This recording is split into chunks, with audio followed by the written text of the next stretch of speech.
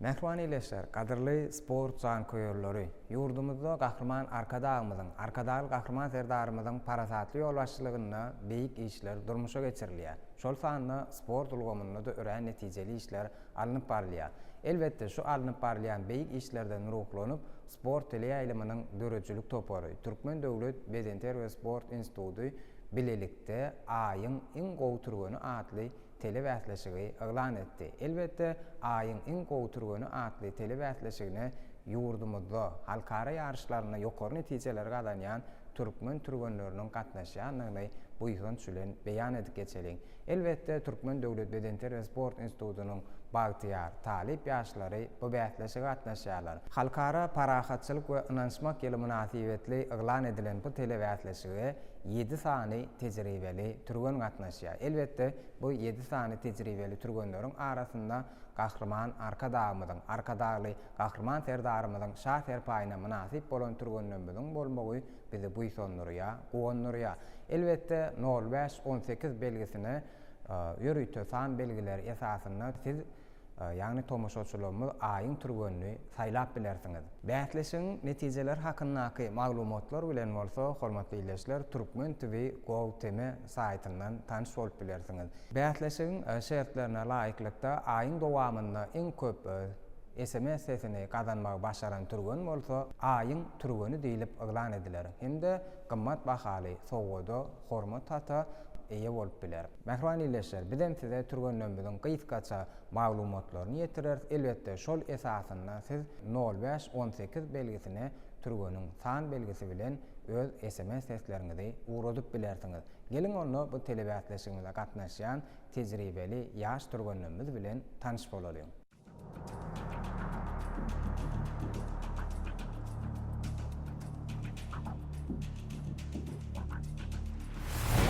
Şahsotbek Mehmet Yakubow. Şahsotbek Mehmet Yakubow agratletika boýunça turgan 2004-nji ýylda doglan. Türkmen Döwlet Bedenter we Sport Institutynyň sportyň olimpia görnüşleri fakultetiniň 3-nji ýyl talibi, ilkinji tälimçi.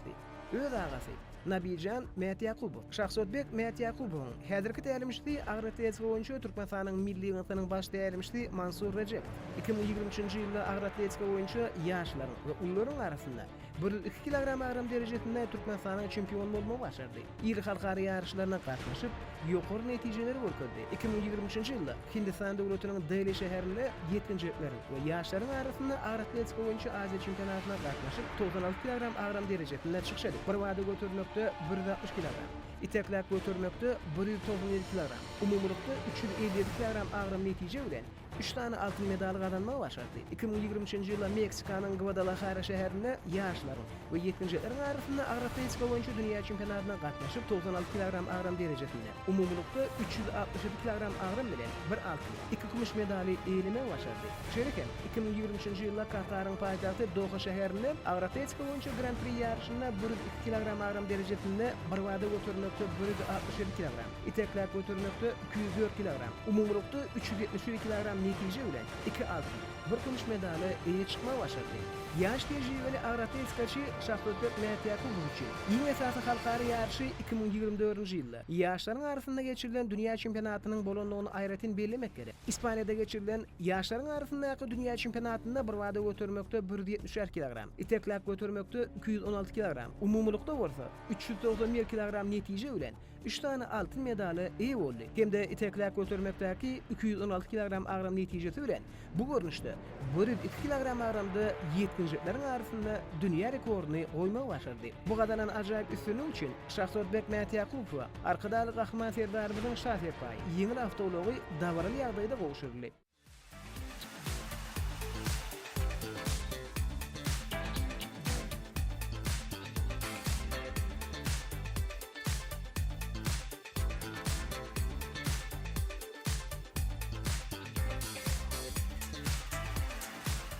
Arkadaly gahrman serdarymyzyň şaher paýyna münasip bolan türgen Şahsatbek Mehmet Yakubow. Elbette Şahsatbek Mehmet Yakubowy gollamak isleseňiz, oňa ses bermek isleseňiz 05-18 SMS belgimizi 7'lik san belgisini uğradıp siz Şahsatbek Mätyakubowy, ýagny tejribeli agratletikaçy ýigidimizi gollap bilersiňiz. Mehriban ileşler, gaderli sport jankoýarlary. Inni bäsleşigimizde ikinji gatnaşyjy türgenimiz bilen sizi tanış edýäs. Olam Türkmen Döwlet Bedensel Sport Institutunyň Bagtyar Talip boýdy.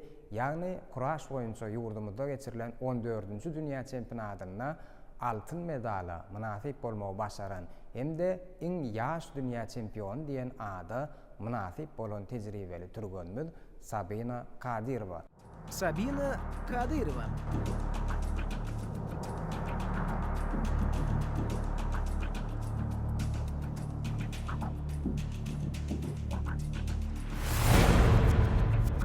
Sabina Kadirova kuraş boýunça turgan. Türkmen Döwlet Bedensel we Sport Institutunyň sport fakultetiniň 1-nji ýyl talibi. 2006-njy ýylda doglan. Liwa welaýatynyň Türkmenawa şäherine 2016-njy ýylda görüş ýoluna başlady. 2020-nji ýylda kuraş boýunça Türkmenistanyň çempionatyna ýurdumyzyň çempionlugyny gazandy. 2023-nji ýylda Türkmenawa şäheriniň daşa ýurt dillerini ýöretleşdirilen 29-njy orta mekdebinde okap bilim alýan okuwçy wagty. Mermerli paýtagtymyzda Aşgabat şäherine geçirilen kuraş boýunça dünýä çempionatyna gatnaşyp 78 kg agramda güýçli garşydaşlaryndan üstün çykyp altın medala dünýä çempionlygyna münasip boldy.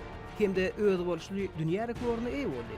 Sabina Kadirova 16 ýaşynda dünýä çempionlugyny gazanyp, ýeň ýaş dünýä çempionlygyny ardyna da hem münasip boldy. Şeýlelikde bu türben gyýdyň ihlasy murada bolşup, arkadaly Rahman Serdarymyň şahyr paýy. Ýeňil awtolog sowadyna münasip boldy. 2024-nji ýylda bolsa, Eýran Respublikasynyň Tehran şäherinde kuraş boýunça geçirilen Aziýa çempionatyna gatnaşyp 78 kg agramda birinji medala eýe bolmagy başardy. Mundan başga da Özbekistan Respublikasynyň paýtagty Daşkent şäherinde kuraş boýunça halkara ýarşyna gatnaşyp 78 kg agramda gümüş medala eýe boldy. Sabina Kadirowany ýyly halkara ýarşylaryna kuraş boýunça finallar ýygynyň baş tärimçisi, tejribeli tärimçi Şirin Kubaýewanyň taýýarlandygyny bellemek gerek.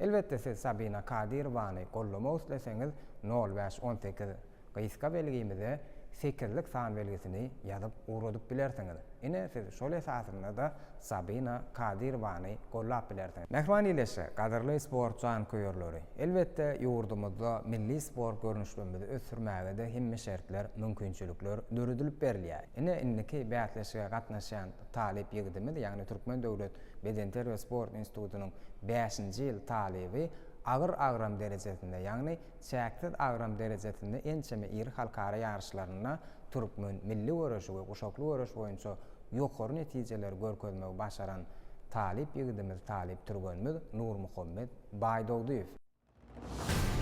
Nurmuhammed Baýdawdyýew.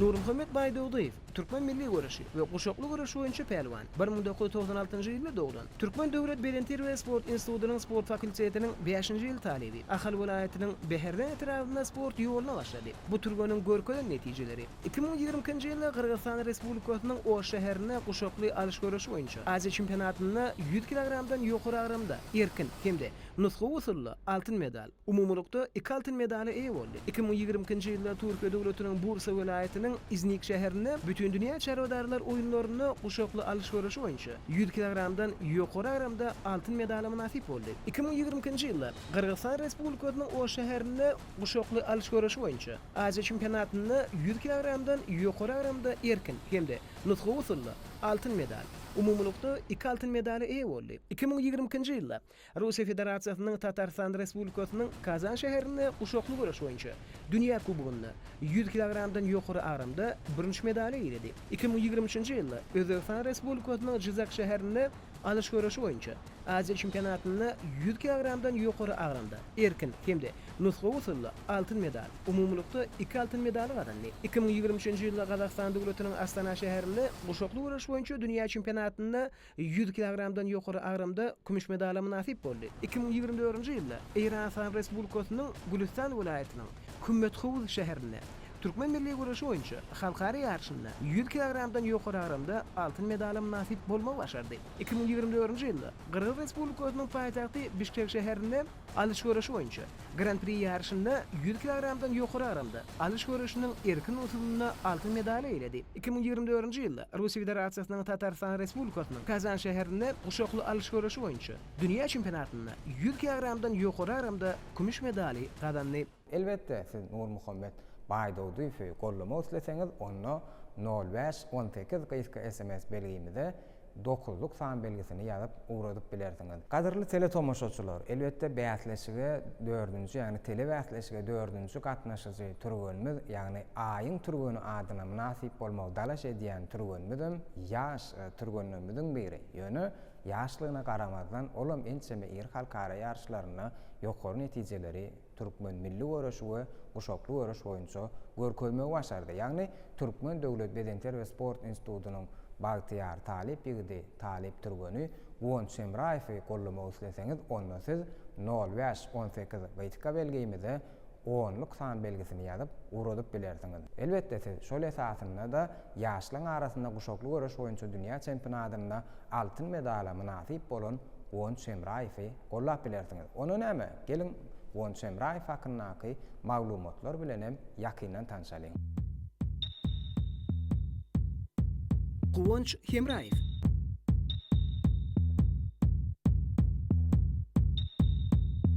Won Şemraýew Türkmen milli güreşi we guşakly güreşi boýunça türgän Türkmen Döwlet Bedenter we Sport Institutunyň sport fakultetiniň 2-nji ýyl talibi 2005-nji ýylda dowlan Won Şemraýew Lewat welaýatynyň Saýydy Trawynda ödüniň güreş ýoluna girişýär. Ilkinji tälimçisi Nar Mehmet Gurwanowyň maslahaty bilen Türkmen milli güreşini guşakly güreşi höwesi has kemartýar. Ol 2023-nji ýylda ýaşlaryň arasynda guşakly güreş boýunça Türkmenistanyň çempionatyna 71 kilogram agram derejesinde çykyş edip altyn medal hemde Türkmenistanyň çempionlugyna eýe bolýar.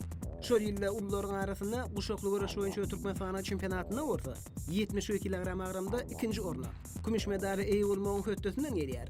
Perwan ýigit 2023-nji ýyldan başlap ýeri halkara ýarşlaryna gatnaş başlaýar. 2023-nji ýylda Özbekistan Respublikasynyň Jizak şäherinde guşakly güreş boýunça Aziýa çempionatyna 68 kilogram agramda güreş düşekçesine çykyp 2-nji orna. Şol ýylda Gazakystan döwletiniň Astana şäherine geçirilen guşakly güreş boýunça dünýä çempionatyna ýene-de 62 kilogram agramda 3-nji orna, 1-nji medal. Mundan başga da 2023-nji ýylda Täjikistan Respublikasynyň Hojan şäherinde guşakly güreş boýunça 7-nji ýyllanyň arasynda geçirilen dünýä çempionatynda 62 kilogram agramda öz biliniň kuwatyny görkezip 1-nji medala eýe bolmagy başarýar. 2024-nji ýylda hem Won Şemraýew ýeri halkara ýarşlaryna gowy netijeleri görkezdi. Russiýa Federasiýasynyň Tatarstan Respublikasynyň Kazan şäherine geçirilen guşakly güreş boýunça dünýä çempionatyna 82 kilogram agramda ýaşlaryň arasynda altyn medal hemde Russiýa Federasiýasynyň Tatarstan Respublikasynyň Kazan şäherine geçirilen guşakly güreş boýunça dünýä çempionatyna 82 kilogram agramda ýaşlaryň arasynda altyn medal hemde şol ýarış bilen uwurdaşlykda geçirilen halkara ýarışda 82 kilogram agramda altyn medal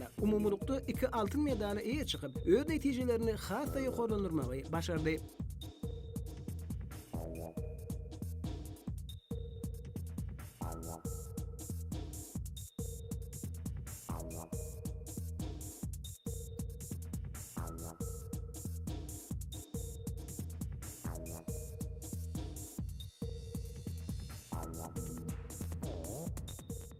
Nähmany ýeşler, bätleşige 5-nji bolup gatnaşjak türgönmiz hakyndaky maglumatlar sizi hasam ýakynan gyzyklandyrar. Sebäbi ol sportyň olimpiýa görnüşleriniň maksatnamasyna girýän judo görüş görnüşi boýunça ençeme ýer halkara ýarşlaryna, Awrail halkara ýarşlaryna ýokary netijeler gazandy. Ýagny Grand Slam ýarşlaryna da gazanan üstünlükleriniň barlygyny bu ýetişlen bellemek gerek. Elbette bu talip türgönmiz bolsa Türkmen Döwlet Bedenter we Sport Institutunyň talibi, ýagny Maysa Pardaýewa.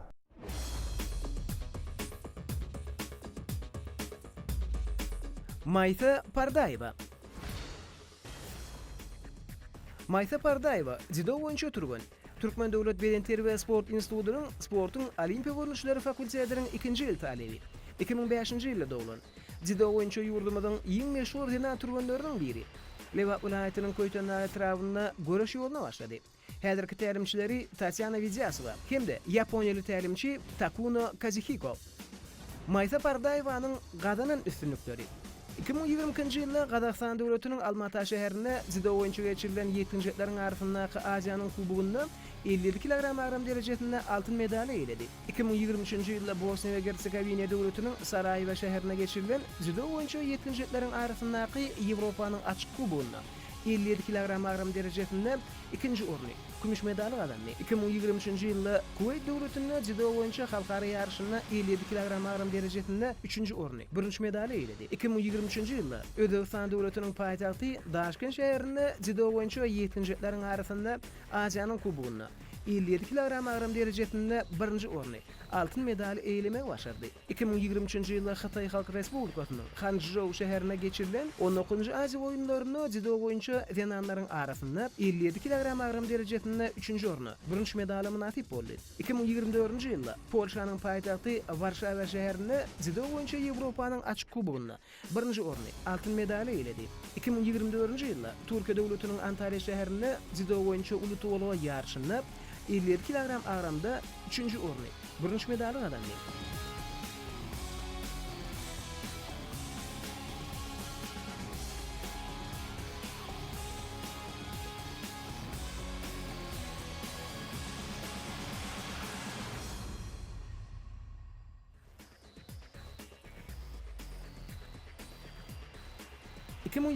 ýylda Özbekistan döwletiniň paýtagty Daşkent şäherinde, Täjikistan döwletiniň Duşanbe şäherinde judo boýunça ulutowala ýarşlaryna öňdäki 5-lige düşmek başardy. Elbetde siz Maysa Pardaýewany pähliwan gyýdymyzy gollamak isleseňiz, onu 05-18 belgisine 11-lik san belgisini ýazyp uradyp bilersiňiz. Bätleşige 6-njy gatnaşan turgönmiz bolsa, akyl paýhas, ýagny aň paýhas oýunlarynyň ören usatlyk bilen baş çykarýan ýaş turgön ýigidimiz Aman Muhammed Hommadow.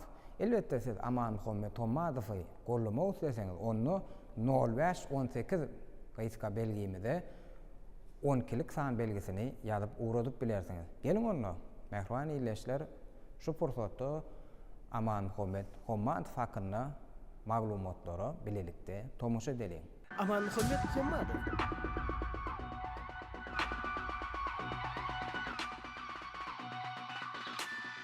Aman Muhammed Hommadow kuşt boýunça turgan. 2006-njy ýylda doglan.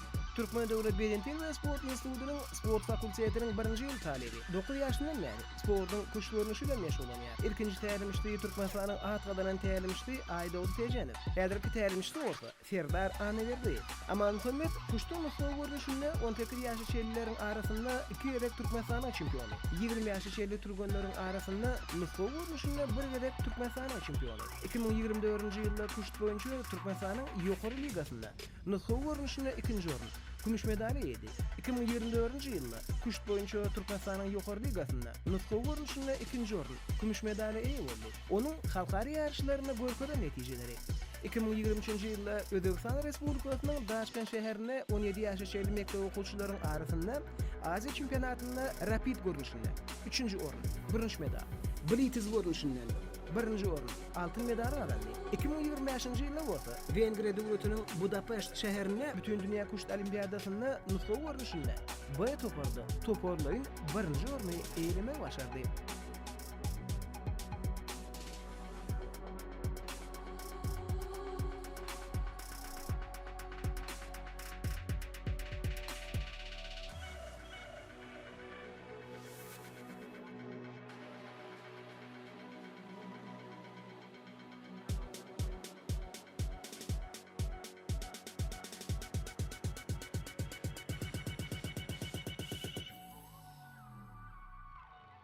Mehriban ýyleşler bätleşige iň soňky gatnaşyjy turgönmiz bolsa, ýagny 7-nji turgönmiz sportyň döwüşden gotlarynyň biri bolan Kokşunka karate bilen turgönüşik işlerini alyp barýar. Gulnawat Ýazylowa hem bir näçe halkara ýarşylaryna ýokary netijeler görkezdi. Elbetde siz Gulnawat Ýazylowany gollamak isleseňiz, onu 05-18 gaýska belgimizde 13-lik san belgisini ýazyp uradyp bilersiňiz. Hemem siz Gulnawat Ýazylowany gollap bilersiňiz. Onu näme? Mehriban ýyleşler, gelin şu pursatda Gulnawat Ýazylowa hakynda biziň dörejülik toparymyzyň taýýarlan maglumatlary bilen hem ýakyndan tanyş bolalım.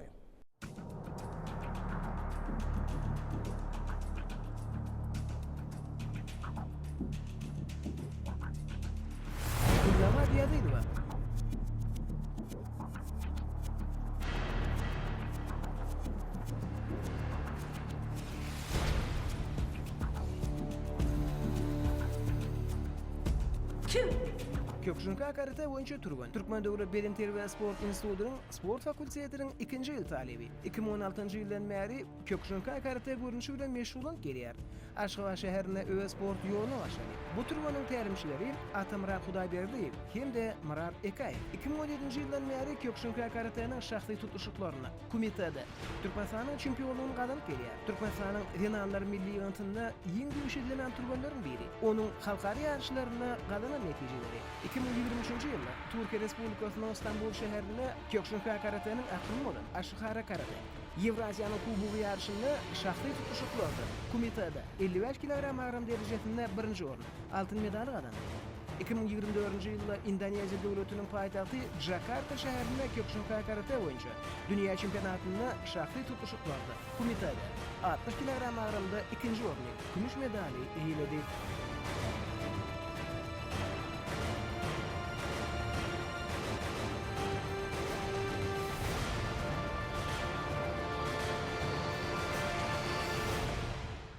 Mehriban ileşer, gadyrly sport jankoýarlary, bizem şu aýyň turgany atly bätleşige gatnaşan turganlarymyzyň hemmesine de üstünlikleri, rowaşlyklary arzu edýär. Biziň döreçilik toparmyz bolsa, bätleşige gatnaşan turganlaryň görkezýän netijeleri hakynda, alan sesler hakynda her hepdäniň dowamynda maglumatlary siz bilen paýlaşyp durmagy maksat edilýär. Onu näme? Sizem öz saýlan turganyňyzy ses beriň, öz saýlan turganyňyzy gorlan, bizem şu pursatdan peýdalanyp şeýle ajaýyp mümkinçilikler döredip berýän. Şeýle döwrewap gepleşikler döretmäge hemme şertler mümkinçilikleri döredip berýän gahrman arkadagymyza, arkadaly gahrman serdarymyza köp sag bolsun aýdýar. Gahrman arkadagymyzyň, arkadaly gahrman serdarymyzyň janlary sag, ömürleri uzak bolsun.